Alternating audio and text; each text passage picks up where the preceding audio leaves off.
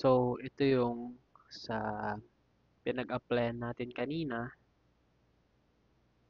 So, ito yung assistive technology. So, ito yung magnifier. So, pipindutin lang natin yung Windows key sa keyboard natin and plus.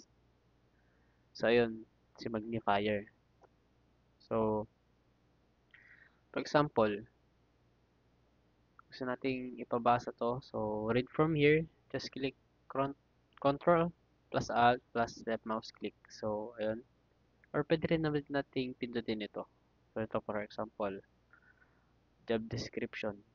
Pipindutin to, tapos dito. Job description: looking for a social media manager who will be responsible for developing and executing our social media strategy to increase our online presence, improve marketing efforts, and enhance brand awareness.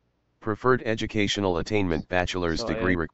So, ayun yung example niya. Tapos sa magnifier naman is, pwede tayo mag-zoom dito. Kunwari, hindi napabasa, or medyo nalalabuan sa mata, ganon.